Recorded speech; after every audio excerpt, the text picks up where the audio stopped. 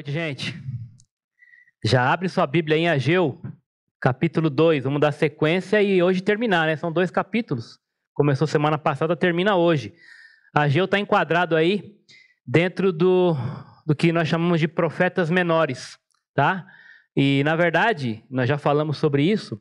O termo menor, profeta menor, não significa que ele é de menos importância, tá? Ele é tido como profeta menor porque escreveu em menor quantidade do que, por exemplo, Isaías, Jeremias, Ezequiel e Daniel. Esses profetas menores são 12, né? São enquadrados, inclusive os hebreus chamavam o livro dos 12, enquadrando esses 12 livros dos profetas menores, tá bom? E quem cunhou esse termo profeta menor foi Agostinho, né? Ele que titulou isso aí, nós seguimos aí dentro do campo da teologia chamando esses 12 livros de profetas menores, tá bom? Muito bem. E aí eu quero propor para hoje, eu imaginei um quadro, e já quero também deixar claro aqui que muito do que vai aparecer aí em termos das minhas anotações, elas são emprestadas, né? Eu quero dar o crédito aqui ao pastor Lucas Rangel, um amigo contemporâneo de seminário. Ele hoje é pastor, ministro de ensino da primeira igreja batista de Campo Grande, Rio de Janeiro. Então, só para dar honra a quem, né, produziu muito desse material, entre todos que eu consultei, eu emprestei bastante aí do pastor Lucas para essa mensagem, tá bom? Deus abençoe a vida dele e o ministério. E aí eu, pensando nesse capítulo, eu resumi fazendo um quadro aí, ó, tá? Que a promessa envolve recordar o poder de Deus, envolve reconhecer a presença dele e reafirmar a sua palavra, tá? E Deus vai fazer isso por meio da exortação, do encorajamento e da esperança. Então, se você entender esse quadro, né, resumidamente, você entendeu aí essa questão da promessa em Ageu 2, tá? E isso também pode servir de maneira geral aí para como Deus ministra nas nossas vidas, o seu agir por meio da sua palavra, né, o seu poder, a sua presença, e ele ministrando tudo isso por meio de exortação, quando nós obviamente desviamos do alvo, Deus nos alerta, nos exorta, e aquele povo estava sofrendo, e muito por causa da sua desobediência, porque eles quebraram o pacto. Deus continua, né, amando e encorajando esse povo a voltar, encorajando esse povo a reconstruir, a recomeçar. Deus é maravilhoso por isso, o amor dele nos dá novas chances, né? Novas oportunidades. Quem sabe hoje seja um dia de uma nova oportunidade para você, que está desanimado, que está pisando na bola demais, e Deus vai te encorajar hoje dizendo: meu filho, eu não te abandonei, o plano continua, minha parte do pacto está cumprida, volte a fazer a sua, me obedeça, me ame, me sirva, me honre, e ele vai te dar a esperança de que um dia ele vai voltar e você estará com ele para sempre, reinando, sem mais nenhuma perseguição, nenhuma dor, nenhum problema, nenhum gesso na perna. Tá bom? É isso aí. Que Deus nos abençoe com a sua palavra, então. E ele faz isso, no capítulo 2, ele é chamado para 3 falas, né? Ele vai proferir 3 falas no capítulo 2. Né? E elas estão distribuídas aí dos versos 1 a 9, 10 a 19, 20 a 23, dentro dessa lógica aí, Deus sempre recordando o seu poder, pedindo para que o povo realmente entenda que ele é o Senhor, ele está no controle de tudo, que ele é um Deus presente, que não nos abandona, que nos ama e que tem uma promessa para nós. A sua palavra não muda, ele não vai falhar naquilo que ele promete, porque tudo que ele faz é perfeito e reto, tá bom?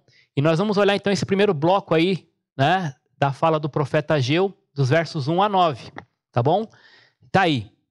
No dia 21 do 7º mês, veio a palavra do Senhor por meio do profeta Ageu, e aí ele é chamado a perguntar, né? Então, pergunte ao governador de Judá, Zorobabel, filho de Sealtiel, ao sumo sacerdote Josué, filho de Jeozadak, e ao restante do povo. Então você vê que ele conclama todo mundo, a parte civil, religiosa e o povo, para ouvir a palavra, nessa primeira fala dele. Verso 3. Né? Quem de vocês viu este templo em seu primeiro esplendor? Comparado com ele, não é nada como o que vocês veem agora. Coragem, Zorobabel, declara o Senhor. E olha a força aqui, né? Coragem, você, sumo sacerdote Josué, filho de Josadak. Coragem e ao trabalho, povo da terra. Interessante que no meio dessa questão de promessa, que é muito mal interpretado, né? O livro profético, às vezes, tem que tomar cuidado para interpretar, né? Nem toda promessa ela tem cumprimento imediato para todo mundo, tá? É claro que nenhuma parte da Bíblia é descartável. Então, ainda que a promessa não tenha uma aplicação direta, né, literal para nós, ela tem um princípio. Sempre vai trazer um princípio para nós, tá? E isso aqui é interessante, porque mesmo no meio das promessas do Senhor, Ele nos chama para trabalhar. As coisas não vão cair do céu, como a gente diz, né? Elas não vão acontecer porque Deus prometeu, porque Deus quer que você o honre com a sua vida e mãos à obra. Então ele tinha uma promessa? Tinha sim. Mas isso passava pelo plano e o propósito que esse povo entendesse que era instrumento nas mãos de Deus para proclamá-lo e fazê-lo conhecido entre as nações. E foi nesse ponto que Israel falhou, né? E hoje a bola está na nossa mão da igreja do Senhor Jesus, né? De honrá-lo, honrar esse chamado para glorificá-lo nessa terra, tá bom? Muito bem, ele vai dizer então, coragem ao trabalho, declara o Senhor, porque eu estou com vocês, declara o Senhor dos Exércitos. E vocês vão perceber durante a leitura desse texto que muitas vezes vai aparecer o termo Senhor dos Exércitos, que é para reforçar essa ideia do poder e da soberania dele, porque era um povo que tinha acabado de voltar de um cativeiro babilônico, tá?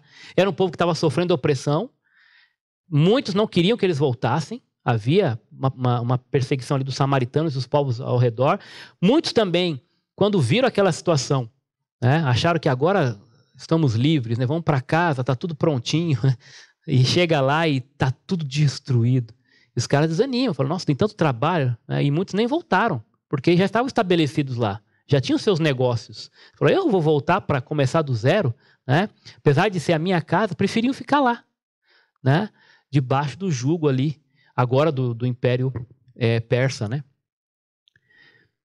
Esta é a aliança que fiz com vocês quando vocês saíram do Egito. Meu espírito está entre vocês. Não tenham medo. Assim diz o Senhor dos Exércitos. Dentro em pouco tempo, farei tremer o céu, a terra, o mar e o continente. Farei tremer as nações, que trarão para cá os seus tesouros. E parte desse cumprimento já estava se dando, né?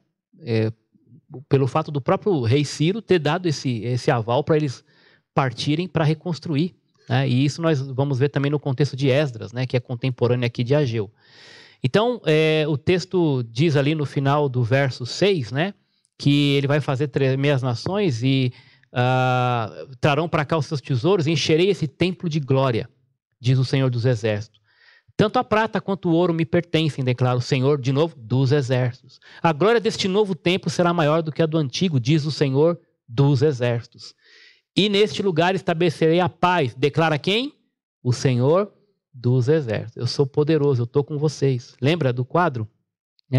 Olha o meu poder, a minha presença e a minha palavra. Confiem nisso. Né? Se apeguem nisso. Tá bom? O que nós vemos então dentro de um contexto geral maior, foi até pregado no capítulo 1, é que em 520 então o profeta começa a falar a esse povo que vivia dessa forma, em condição desalentadora. Quando eles voltaram, eles encontraram essa situação aí. Muro destruído, templo derribado, cidade completamente devastada, esse ambiente hostil, né, causado por aqueles que viviam ao redor, que não queriam que eles retornassem. Né? Resumindo, era um quadro de oposição, pobreza, estiagem, muitas vezes fome mesmo. Né? Quando eu falo fome, a gente às vezes não sabe o que significa isso. Né? Doer o estômago porque não tem nada. Tá bom? Os persas, então, autorizam o retorno sob o comando do imperador Ciro, mas é óbvio que Ciro foi usado por Deus, foi movido por Deus, mas ele não era bobo, né? Ele tinha interesses também por trás disso, por exemplo, constituir um novo local para arrecadar imposto. Né? Então, provavelmente por isso também ele permitiu, viu que era um bom negócio para ele. Né? Então, eu lembro que no passado, alguns anos atrás, aqui falando da história da nossa igreja, o pastor Moisés pregou sobre essas questões das promessas de Deus, e tinha uma frase que ficou gravada, ela é bem simplesinha, bem óbvia, né? Mas muitas vezes difícil de seguir. E ele dizia assim, ele resumiu assim, a obediência traz vitória e a desobediência traz derrota.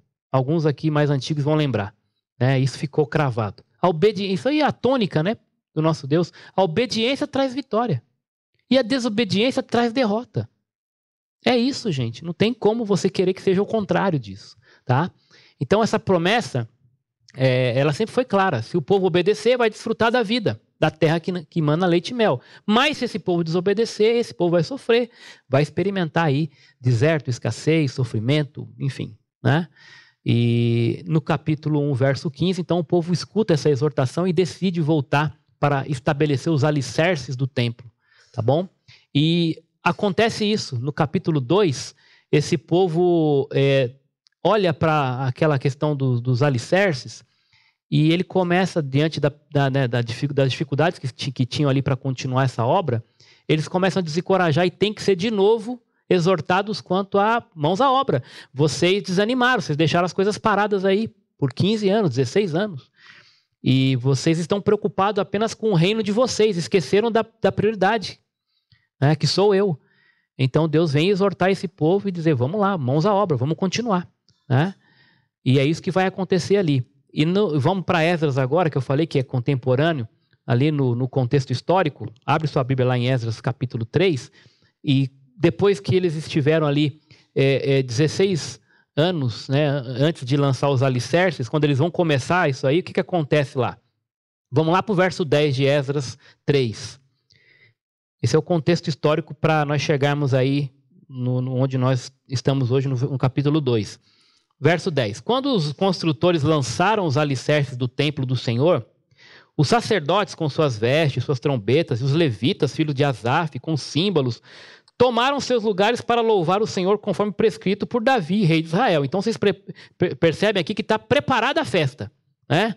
Então tem sacerdote, tem levita, tem trombeta, tem instrumento, a festa está pronta para começar a lançar os alicerces do templo, né? E aí verso 11, com louvor e ações de graças cantaram responsivamente ao Senhor, Ele é bom, o seu amor a Israel dura para sempre. Imagina um grande coro ali do povo que tinha voltado para reconstruir, todos animados. E assim muitas vezes é na nossa vida também, né? A gente faz plano e encara realmente um projeto novo, e lá ali no comecinho é tudo maravilha, a gente está feliz, faz festa para começar, para inaugurar alguma coisa, um novo negócio, alguma coisa assim, e marca aquela festa de inauguração. Né? E todo o povo louvou o Senhor em alta voz, pois haviam sido lançados os alicerces do templo do Senhor. Aí tem o mais do versículo 12. O que vai acontecer aí, né? O contraponto dessa alegria. Muitos dos sacerdotes, dos levitas e dos líderes de família mais velhos, que tinham visto o antigo templo, referindo-se ao de Salomão lá atrás, choraram em alta voz quando viram o lançamento dos alicerces desse templo. Muitos, porém, gritavam de alegria. Então você vê o contraponto, né? Esse choro dos mais velhos aqui não é de emoção, né? É de lamento.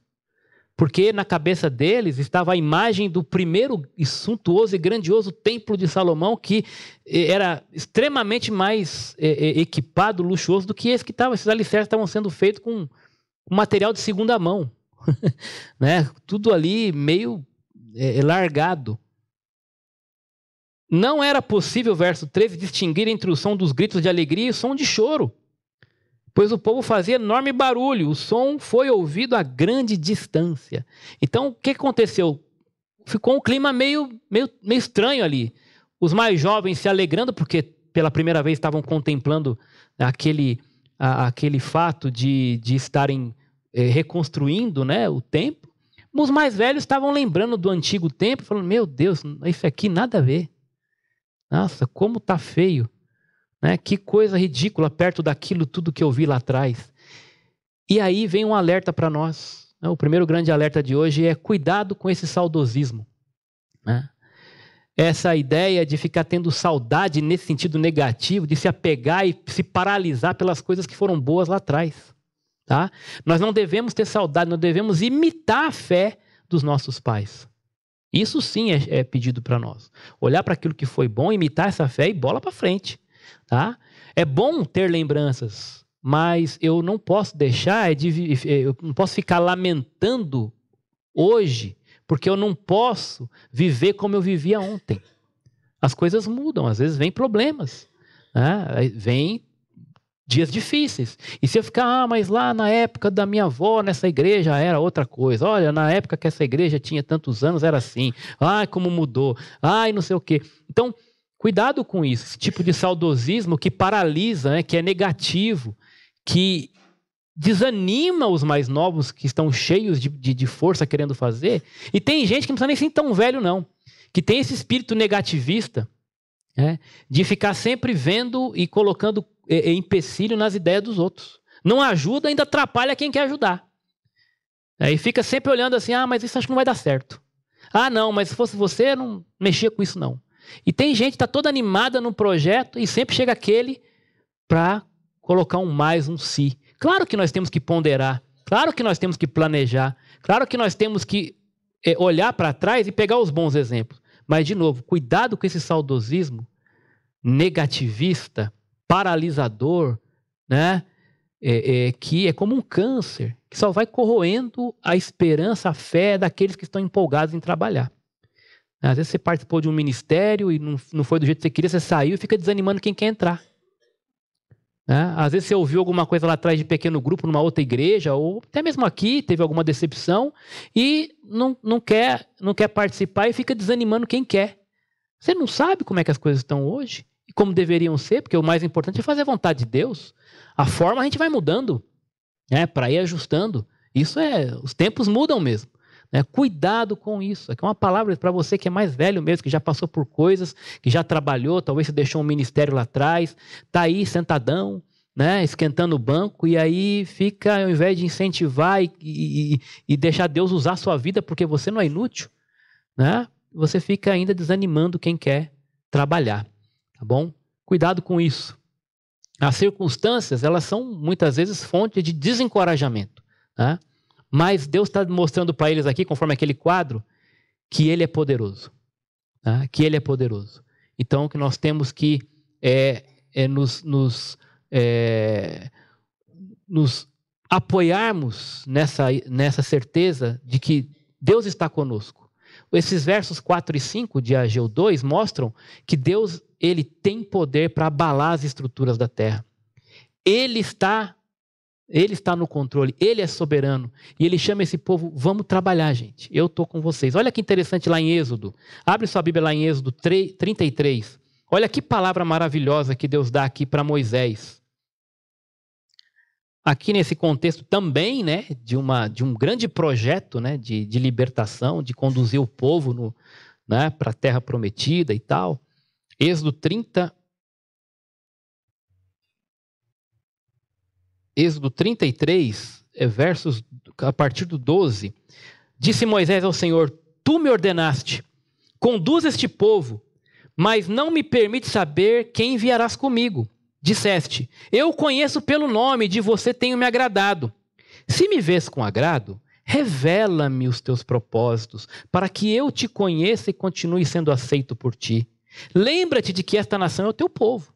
Olha o pedido de Moisés aqui, né? Se o Senhor realmente se agrada de mim e tal, né? Se me vê com bons olhos, então me mostra os seus planos, Senhor. Revela os teus propósitos, mostra os detalhes para mim. Eu quero entender como vai ser, cada passo aí, como que vai ser? Mostra aí para mim o script.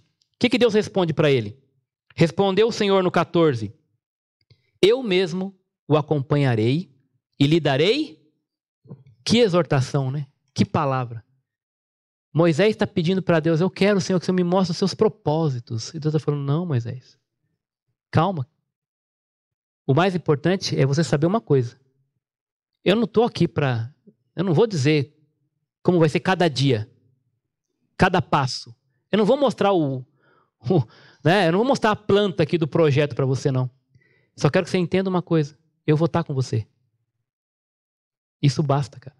E eu vou te dar descanso. Tem muita gente boa de planejamento. Eu entendo a ideia de Moisés, ele queria se planejar. Muita gente boa de gerência, de liderança nesse sentido. Mas que não tem descanso. Por quê? Fica preocupado com todos os detalhes. E mais Deus não me falou o que eu tenho que fazer exatamente aqui. Ele não me deu a resposta aqui. Eu já orei para ele pedindo aqui. A palavra dele não veio. Eu estou ansioso porque eu não sei como vai ser amanhã. E Deus está dizendo, calma, descansa.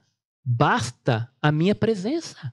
A minha graça, isso te basta, tem que te bastar. Não se preocupe com o dia de amanhã, não ande ansioso com as coisas, querendo saber cada detalhe de como vai ser. Basta amanhã o seu dia, o seu próprio mal. O que você tem que entender e confiar é que eu prometi que estarei com você e isso basta. Que palavra, gente. A presença do Senhor aí, lembra daquele quadro? Ele é poderoso. Ele é poderoso e ele está, ele não nos abandonou. Moisés, eu vou te dar descanso, é isso e pronto. Não queira entender tudo, não queira ter todas as respostas, não vai ser assim. Porque tem muita gente que quer confiar no seu plano, que não consegue esperar, que não consegue entender ou até não entender e continuar andando, caminhando. Não, eu vou, Senhor. O Senhor está comigo, isso é o que importa. Não precisamos de respostas, precisamos descansar na certeza da presença de Deus. Moisés queria direção e Deus lhe oferece a sua presença. E isso basta, apenas vá. A presença do Senhor, garantida pelo seu pacto, nos dá poder para viver. Dos versos 6 a 8, Deus então vai encorajar esse povo dizendo que tudo é dele. Tudo está nas mãos dele. Olha o poder dele, né? E que é ele quem conduz a história. E aí vem o famoso verso 9, muito mal interpretado, quando diz que a glória da segunda casa será maior que a da primeira. Porque aquele povo estava desconfiado disso. Nossa, mas eles olhavam para aquela circunstância, tendo que buscar madeira velha lá em cima para reconstruir as coisas, os alicerces estavam lá, mas e agora? Como é que vai ser? Isso aqui não tem nada a ver, está de longe, muito distante do que era o primeiro templo. E aí Deus fala, esse segundo aqui, a glória dele vai ser maior que a do primeiro. Mas como assim? Deus não está falando necessariamente de coisas materiais, Deus não está falando de estrutura física, né? Deus não está falando da beleza estética do prédio, do templo. Ele está falando de algo muito mais importante que esse povo já tinha deixado de lado, que era a pessoa dele, a presença dele, a confiança no poder dele e na palavra dele. De fato, a primeira casa era uma construção grandiosa, e ali Deus se manifestou na sua Shekinah. Isso aconteceu lá sim, manifestando por meio da presença da arca, dos sacrifícios e tudo mais que envolvia aquele sistema. Mas isso, a palavra de Deus diz, isso tudo era uma sombra do que haveria de vir. Um sinal da verdadeira glória que um dia encheria o templo. Que seria o quê? O Senhor dos exércitos em pessoa, o dono do ouro e da prata, aquele que faz abalar céu, terra e mar, a quem todo joelho um dia se dobrará. Esse Jesus, ele que um dia sim entrou no templo de Jerusalém, e aí ele cumpre essa promessa. A glória do segundo templo foi maior do que a da primeira, porque estava ali o Deus encarnado. Aquele que veio para não mais fazer valer uma primeira aliança, mas agora uma nova aliança, onde ele diz, né, que colocaria a lei dele no coração. Essas pessoas não precisariam mais estar indo para um local exatamente. O local agora seria o coração de cada um que crê. Todo aquele escolhido por ele que se entrega a ele em adoração e obediência. Agora a glória da segunda casa será maior que a da primeira por isso, a presença de Deus em nós. Em nós. Eu colocarei a minha lei no coração de vocês. No princípio era a palavra estava com Deus e a palavra era Deus. E essa palavra habitou entre nós. E ela veio, Jesus, por meio do seu Espírito, a palavra encarnada é colocada dentro do nosso coração. A lei em pessoa. Ele cumpriu tudo isso para nos dar essa maravilhosa bênção. A glória do segundo templo maior do que a da primeira. O Senhor dos exércitos, Senhor de todos. E dessa vez ele não vem ali, ele fala, não vem para derramar sangue, ele vem para fazer o que no final? Qual é a promessa ali? Eu darei a vocês a minha paz. Paz com Deus. É para isso que Jesus veio quando ele nasce. Ele é o príncipe da paz. Esse é o Senhor dos exércitos. E a guerra que ele vai nos fazer vencer é essa espiritual. Essa guerra do nosso coração pecaminoso, inclinado, corrupto, que quer construir o nosso reino aqui na terra, e ele vem para derrubar todas essas fortalezas do mal dentro de nós, no nosso interior, e fazer com que ali possam jorrar rios de água viva, e nos dar de fato a verdadeira paz, que só ele pode dar. E ele prometeu isso naquele dia. Eu darei a vocês a minha paz. Olha a palavra dele. Mais uma vez, né? Fazendo o povo recordar que ele é o dono de tudo. Ele vai abalar todas as estruturas, que ele está presente com esse povo e que a palavra dele não falha. E ele faz isso exortando, encorajando e trazendo esperança de que daria a sua paz para esse povo. No segundo bloco, então, nós vamos ler do 10 ao 19. No dia, então, a segunda fala do profeta, né? 24 do 9º mês, segundo ano do reinado de Dario, a palavra do Senhor veio então ao profeta Ageu. Assim diz o Senhor dos Exércitos, pergunte aos sacerdotes, agora aqui uma provinha, né, um vestibular para os sacerdotes da época. A seguinte questão da lei, vamos lá, teste para vocês. Se alguém levar carne consagrada na borda das suas vestes e com ela tocar um pão, ou algo cozido, ou em um vinho, ou em azeite, ou qualquer outra comida, isso vai ficar consagrado? Os sacerdotes responderam, não. Em seguida ele perguntou, se alguém então ficar impuro por tocar num cadáver ou depois tocar em alguma dessas coisas, essas coisas ficarão impuras por causa disso? E aí eles responderam, sim, ficará impura. E aí ele vai concluir. Então disse Ageu, é o que acontece com este povo e com esta nação, declara o Senhor. Tudo o que vocês fazem, tudo o que vocês me oferecem é impuro. Lembra como estava esse povo? Esse povo estava longe de Deus. Esse povo tinha quebrado o pacto. Esse povo estava pensando apenas no seu próprio reino. A prioridade era o seu próprio egoísmo, né? O seu coração pecaminoso, construir as suas casas e deixar o Senhor de lado, as coisas de Deus, o templo do Senhor, a adoração. E Deus não quer sacrifícios. Ele já tinha dito isso. O que me importa não é que se ofereça holocausto e sacrifício. O que me importa é que vocês obedeçam a minha palavra. Ele fala isso em 1 Samuel 22. Eu não tenho prazer em holocausto e sacrifício. O que eu quero é que vocês obedeçam a minha palavra. O obedecer é melhor do que o sacrificar.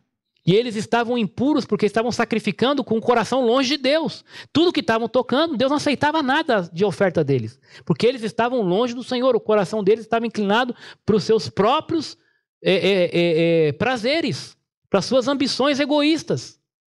Não adiantava sacrificar nem pedir. Tiago fala isso, vocês pedem e não recebem porque pedem mal. E esse pessoal estava acontecendo isso. Deus estava alertando eles com poder, estava mostrando para eles, gente, está dando tudo errado porque vocês se afastaram. Vocês estão recebendo o salário e no final do mês está caindo como se fosse numa sacola furada. Você tem essa impressão no final do mês? Que você recebe quando vai ver, não está mais nada lá, o cheque especial já consumiu, né? Cuidado. Muitas vezes, por quê? Porque você está correndo tanto atrás do seu reino e está esquecendo do Senhor. E Deus está te dando um alerta. Eu sou o dono de tudo, eu sou o soberano. Se eu quiser, amanhã você levanta para trabalhar. Mas se eu não quiser, você, não é a sua saúde, não é a sua conta bancária, não é nada nessa terra que vai te garantir firme, inabalável, porque eu sou o Senhor. Ele está mostrando isso para esse povo o tempo inteiro aqui. E ele vai dizer, agora presta atenção, de hoje em diante, reconsiderem, isso vai ser batido forte. E Deus chama esse povo para raciocinar. Gente, pensa bem, para pensar, repensa, né? Reconsidera. Pensa no que tem acontecido. Olha para trás. Olha aí. Agora, preste atenção. Reconsidera. Como eram as coisas antes que se colocasse pedra sobre pedra no templo do Senhor? Quando alguém chegava num monte procurando 20 medidas de trigo, havia apenas 10. Quando alguém ia ao depósito de vinho para tirar 50 medidas, encontrava lá só 20. O que está acontecendo? Eu destruí todo o trabalho das mãos de vocês.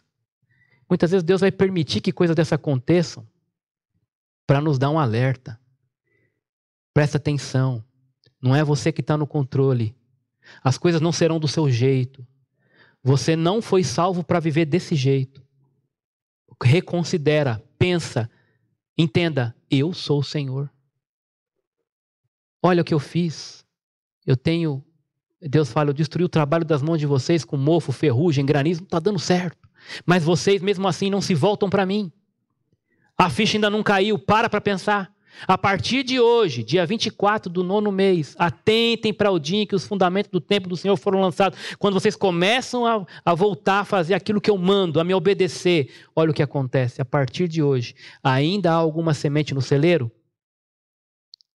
Hoje, a videira, a figueira, a romeira e a oliveira não têm dado fruto. Mas a partir de hoje em diante, olha a palavra do Senhor de promessa aí. Por causa do quê? Da obediência. Eu abençoarei vocês. Essa é a condição. Obediência traz vitória. Desobediência traz derrota. E aqui nós não vamos ler todo esse aspecto da lei. Isso é óbvio, né? É uma realidade de purificação e isso é até lógico. O que acontece ali? Se vocês trouxerem uma coisa consagrada do templo, e esse pão, qualquer coisa que está ali consagrado, tocar em outra coisa, outro alimento, uma comida, essa coisa vai se consagrar porque foi tocada por algo que estava consagrado? Vai ser purificada? Não.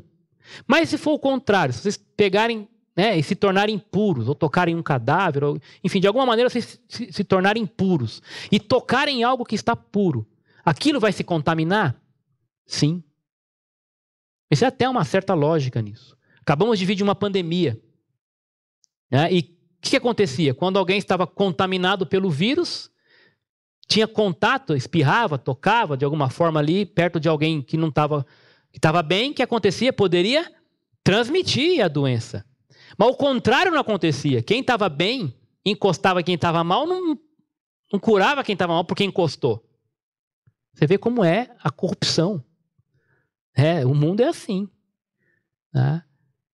E aí, ele está dizendo, ele pega essa ilustração e diz assim, a exigência do Senhor é alta, Ele é santo.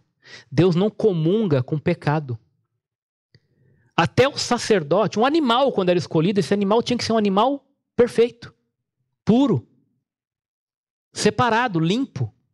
O sumo sacerdote que entrava uma vez por ano lá, ele tinha todo um ritual de purificação para chegar diante da presença de Deus de maneira santa, imaculada. E aqui, por que o profeta está falando isso? Porque ele quer falar de algo muito mais importante do que aquilo que é externo, daquilo que é a purificação do corpo, mas ele está falando do quê? Da comunhão com Deus espiritual. E isso aponta para Cristo. Paulo já fala em Romanos 3, não há quem busque a Deus, não há um justo sequer, todos se extraviaram e se fizeram inúteis. Toda a humanidade, ela é pecadora, nasce no pecado. Então não serão as obras das mãos de vocês, com o esforço de vocês, por mais boa intenção que vocês tenham, se vocês não obedecerem a minha palavra, vocês não terão comunhão comigo. Vocês estão impuros. Eu não vou aceitar nenhuma oferta de vocês, porque vocês estão longe, colocaram outro na prioridade, que não eu. Essa palavra aponta para Jesus, para o relacionamento com Deus. Né? O sacrifício, a exigência da lei foi realizada completa e perfeitamente na pessoa de Jesus. Só podemos ser puros hoje porque um dia Ele, né, derramou o seu sangue por nós e nos aspergiu com o seu sangue que nos purifica de todo o pecado. Uma vez então que Cristo já cumpriu toda a lei, Ele é o único que pode ser considerado justo e o único que tem o direito dado por Deus de imputar essa justiça da graça a todo aquele que nele crê. E só por meio da fé em Jesus Cristo, só pode adorar a Deus, só pode ter comunhão com Deus aquele que está coberto e purificado pelo seu sangue, por meio de uma vida santa e por meio da obediência à sua palavra. Não adianta querer fazer do seu jeito. Não adianta ser simpatizante. A verdadeira salvação, ela exige santificação. Não se iluda. Não dá para viver de qualquer jeito. Deus não aceita oferta de mãos contaminadas, que não estão nem aí para a vontade dele, para a santidade, para a obediência, para a palavra dele. Ele está presente, sim, mas ele só vai ter comunhão com você quando você estiver em santidade, confessando os seus pecados. E aí sim ele é fiel e justo para te purificar e perdoar de toda injustiça. E aí ele vai andar contigo. Senão, o que você precisa fazer urgentemente é se arrepender, confessar o teu pecado, pedir perdão, se humilhar debaixo da poderosa mão do Senhor e voltar a ter comunhão com Ele. Esse é o critério. Deus é santo, Ele não anda, não aceita oferta de gente impura. Mas como, pastor? Não está dizendo que eu já nasci no pecado? Mas, de novo, é por meio da graça e da justiça que Ele imputou em você. É por meio do Espírito. Se você viver no Espírito, vai ser aceito por Deus. Fora isso, não tem como.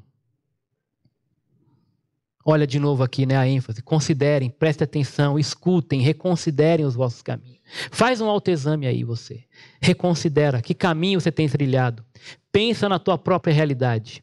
E muitas vezes Deus vai promover um ambiente de calor. Esse calor é a perseguição, são as dificuldades da vida, são as doenças até, para mostrar para você, para fazer você abrir os olhos, se você tem de fato, né, você está andando em santidade, está entregando o seu caminho para o Senhor ou não.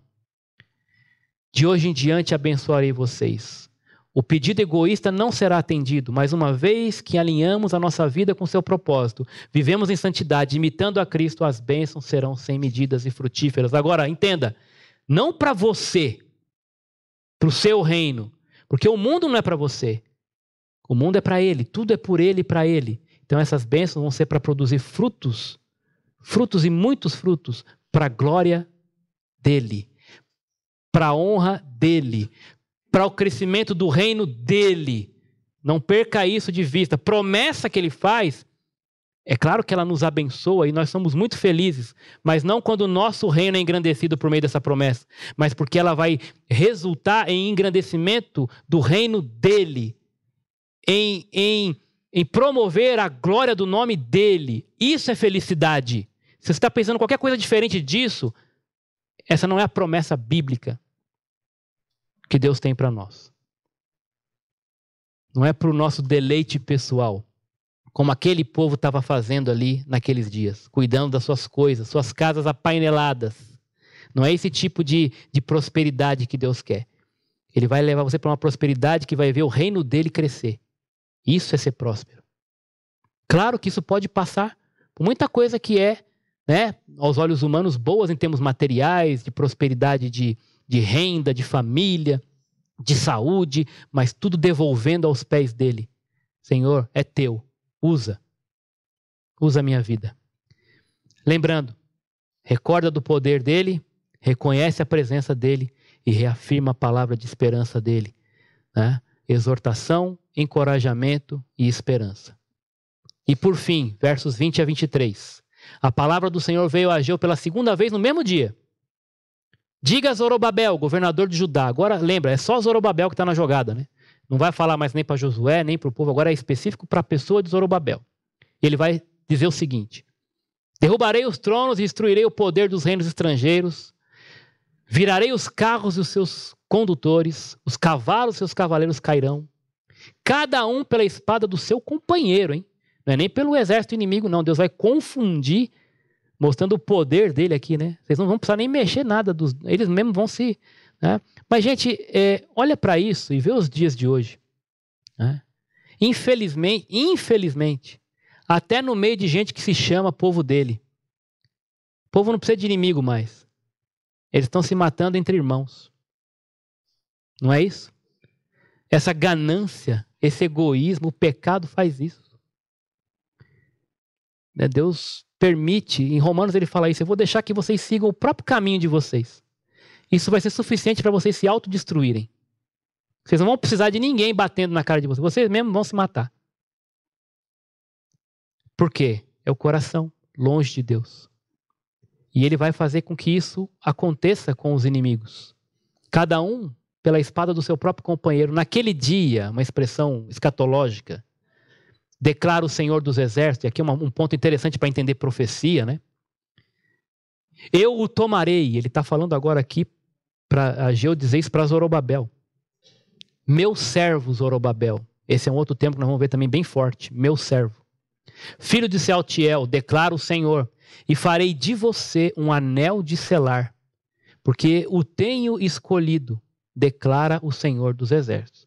Esse texto aqui, ele causa ali, alguns comentaristas vão dizer que ele causa nesses judeus ali, que estavam retornando do cativeiro, uma expectativa que era falsa, mas criou no coração de alguns essa expectativa de que provavelmente então, porque estava acontecendo ali um momento de transição no Império Assírio, era uma oportunidade de que Zorobabel, então, provavelmente iria reestabelecer aquela promessa de estabelecer o trono de Davi, que Deus fez uma promessa para Davi que o trono dele seria eterno. E criou no coração de alguns judeus essa expectativa, então é ele, é Zorobabel, que vai reestabelecer o trono de Davi agora aqui. Só que por que essa expectativa é falsa? Porque, de fato, estava tendo uma transição no Império Persa, porque Ciro, que era então o imperador da época, anos antes, havia morrido. E esse Ciro, ele tinha um filho, e aqui o nome dele, Cambises. Esse filho também havia morrido. E apareceu um homem chamado Gautama, e estava reivindicando então o trono de Ciro, dizendo-se filho dele. Só que isso não era provável. E começou então uma discussão, né? Começou então a haver esse tipo de intriga aí, né? De discussão em relação a quem vai assumir esse trono. Esse cara reivindicava isso, né? E aí conflitos começaram ali naquele ambiente. Vai ter golpe, não vai ter golpe? Aí surge então um general medo chamado Dario e vem botar ordem na casa e assume então o governo ali da Pérsia. E ele, então, unifica isso aí. Rei Dario. O governador Dario. Em 520, esse Dario já estava bem estabelecido no trono da Medo-Pérsia. Então, seria loucura Zorobabel intentar contra eles para criar uma independência e estabelecer o seu trono, o trono de Davi ali em Jerusalém. Porque o exército persa era infinitamente maior, os judeus não tinham força para isso. Mas Deus não tem poder e tal? Tem, mas isso não era o plano de Deus. Então essa expectativa desses judeus caía por terra. Porque Zorobabel já estava... Dario já estava estabelecido no trono ali da Medo-Persa. Então isso não aconteceria. Então ficava, mas o que está acontecendo aqui? Ao ler então esses 4 versículos, nós precisamos entender e compreender que Deus usa o profeta Ageu para fazer o quê? Reacender a esperança messiânica do povo. Não seria necessariamente com Zorobabel, mas passaria por Zorobabel, né? Esse reacender da chama da esperança de que o plano de Deus, o pacto de Deus, continua de pé. Que Deus não abriu mão, apesar de todas as dificuldades, de estar olhando para aqueles alicerces, de estar difícil de reconstruir, de ter pressão de todos os lados, dos impérios serem bem maiores ao redor. Deus continua firme no seu propósito de estabelecer para sempre o trono de Davi em Jerusalém. E Zorobabel seria uma figura de que Deus continua cumprindo a sua palavra. A esperança está de pé, está viva. Deus é soberano, Deus é poderoso, Ele não abandonou o seu povo, Ele está presente, a palavra dele se cumprirá. Lembra do quadro? E Ele está exortando esse pessoal, está encorajando esse pessoal e reacendendo a esperança no coração desse pessoal por meio da figura ali, nesse momento da história de Zorobabel, que era o quê? Da dinastia real da casa de Davi. Mas não seria nem nele e nem num descendente imediato ali dele que se cumpriria isso. Ele está governando, mas daqui a pouco ele simplesmente desaparece do cenário. O texto bíblico para de mencionar Zorobabel. Não fala mais dele. E aí? Zorobabel sai de cena, a esperança morre junto? Não, por que não? A restauração não aponta apenas para um trono físico de Davi, mas para um reinado perfeito e eterno de Jesus. Filho de Davi, filho de Zorobabel. Olha que lindo isso. Abre em Mateus capítulo 1. é a genealogia de Jesus ali. Nós não vamos ler tudo, porque por conta do tempo, mas é impressionante notar a beleza desse plano, a maneira como Deus costura isso perfeitamente. Mateus 1, a partir ali do 6, né?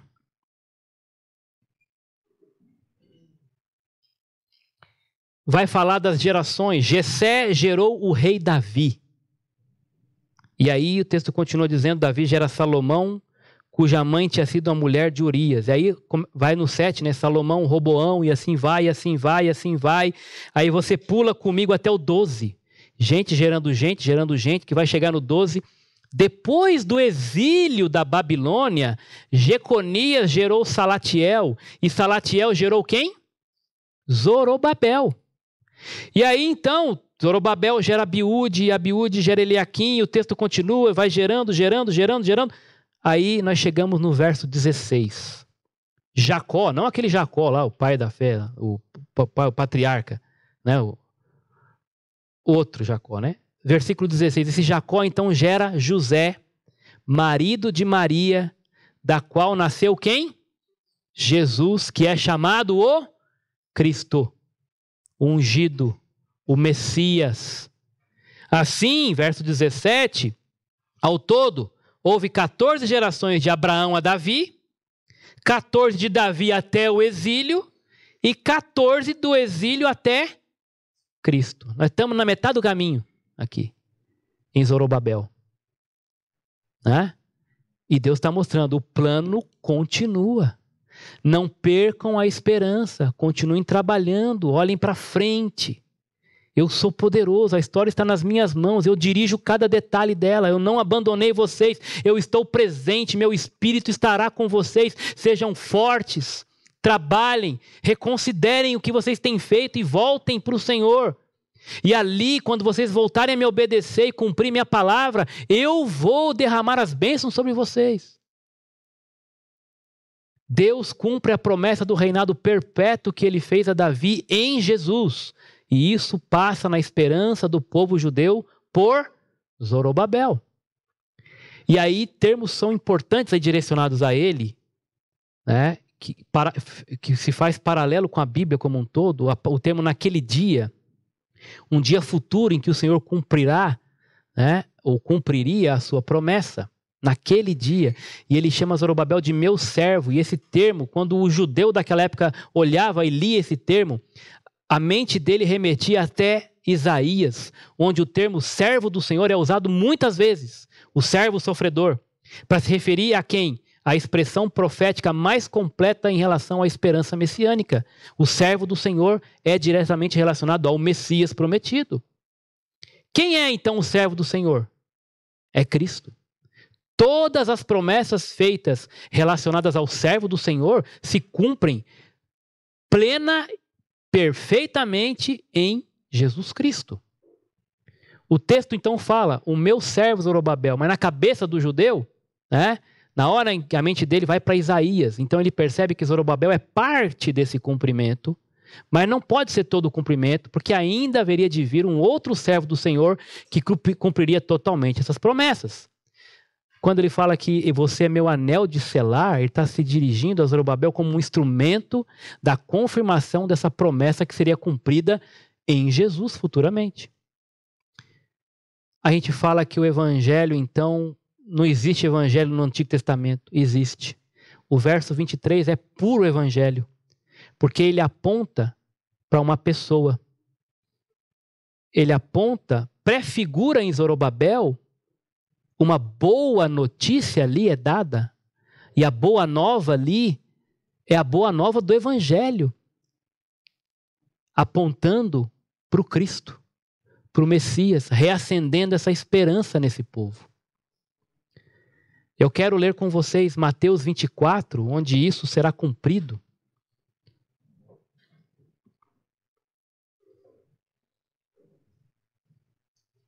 (29) 29 a 31.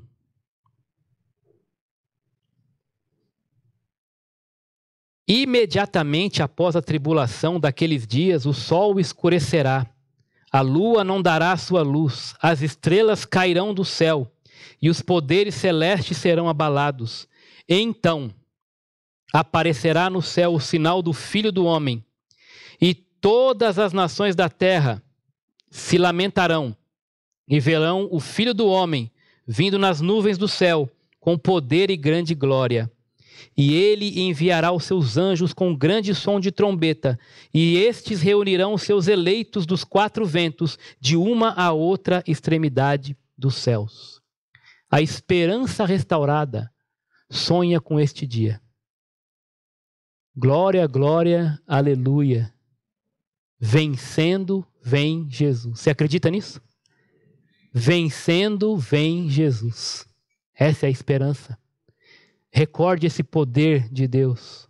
Ele é o dono da história. Ele é o dono do ouro, da prata. Tudo está nas mãos dele. Ele não abandonou o seu povo. Deus continua presente. Você pode ter se afastado por causa do seu pecado e Deus não vai aceitar andar com você com mãos contaminadas. Reconsidere, repense, volte para Ele. E Ele vai estar abençoando você. Entenda que Ele tem uma palavra, Ele tem promessa e Ele vai cumprir. Ele vai cumprir. E Ele vai continuar te exortando quando você estiver desviado. Ele vai continuar te encorajando a permanecer firme e a olhar para frente e ter esperança no cumprimento de todas as suas promessas. Porque Ele é fiel e Ele é perfeito. Eu quero terminar propondo para você pensar na prática sobre essas perguntas. O que você deixou para trás que precisa ser retomado à luz do ministério que Deus lhe concedeu? Talvez você parou de ler a Bíblia. Talvez você tenha parado de orar. Você tenha parado de acreditar e ansiar pela volta do Senhor. Por causa das dificuldades. Talvez você deixou um ministério. Talvez você não tenha ido mais no pequeno grupo, ou nunca foi, nunca se preocupou com isso, em estar em comunhão com a igreja do Senhor. Reconsidere. Reconsidere, Deus tem algo para você. Deus não te salvou para ficar sentado no banco, para ficar sem fazer nada. Deus quer te usar, Ele te deu pelo menos um dom. Talvez você ajudava tanto na obra social, agora parou. Contribuía com alegria, agora parou. O que você tem feito, gente? Deus está chamando você como chamou aquele povo lá em Ageu, por meio do profeta Ageu. Vamos começar, vamos reconstruir, vamos recomeçar. Deus é bom, Ele é poderoso, Ele vai à frente, Ele é o Senhor dos exércitos, Ele está presente, Ele diz que Ele vai com você. E a palavra dEle não falha. Volte, volte. Ou talvez você esteja aqui e ainda nem começou porque não entendeu ainda. Nunca entregou sua vida, nunca teve de fato um encontro verdadeiro com Jesus. Frequentar a igreja é bom. Ambiente da igreja é ótimo, mas o que realmente importa é se você já se humilhou e entregou sua vida de fato para Jesus e deixou de confiar em si mesmo e passou a confiar somente nele para a sua salvação. Como que você tem avaliado as derrotas e os fracassos e impedimentos na sua vida? Será que Deus está te dando um sinal de, olha, não adianta você forçar, não é do seu jeito, não vai ser do seu jeito. Não é isso que eu preparei para você, não é esse tipo de prosperidade que eu quero para você. Eu quero que você me sirva. Pare de construir o teu reino. Se volte para mim e eu vou te dar a verdadeira prosperidade. Eu vou te trazer verdadeira alegria e paz quando você estiver me servindo de fato, me obedecendo. Isso sim é vida plena. Saquitel furado. Eu faço e parece que não anda, Senhor. Porque está fazendo para você e não para Ele. Você já experimentou a verdadeira renovação de Deus em sua vida? Como é que isso afetou sua visão? Suas prioridades? Se você de fato já entregou sua vida para Jesus, teve que ter mudança. Transformação dia após dia, até aquele dia. Não adianta se conformar e estacionar. Na vida cristã não tem estacionamento. Ou você está crescendo, ou você está caindo. Se você é um crente no Senhor Jesus, tem que andar em santidade. Sua visão tem que ser transformada. Você tem que estar servindo a Deus com tudo que você tem, que você é. Pensa nisso. Vencendo, vem Jesus. Baixe sua cabeça. Feche seus olhos. Senhor, muito obrigado pela palavra do profeta Ageu, tão viva para nós hoje, que nos faz recordar o seu poder, a sua presença.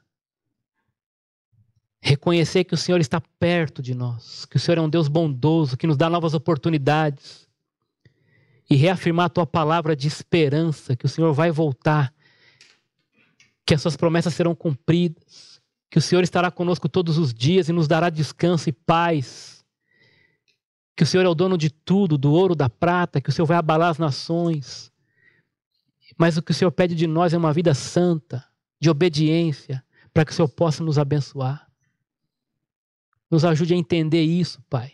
E não ficar dando murro em ponta de faca, querendo viver do nosso jeito e ainda achar que assim seremos abençoados. Não, não, o Senhor não vai conosco na impureza.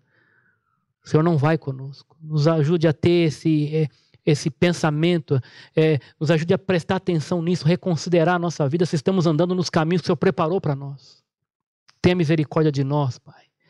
Basta, Senhor, a tua presença, a tua paz. É isso que nós precisamos, o teu descanso. Que cada um possa fazer essa avaliação aqui nessa noite e glorificar o Senhor na esperança de que o Senhor está voltando, está chegando para buscar o teu povo. Maranata, Senhor. Em nome de Jesus te agradecemos. Amém.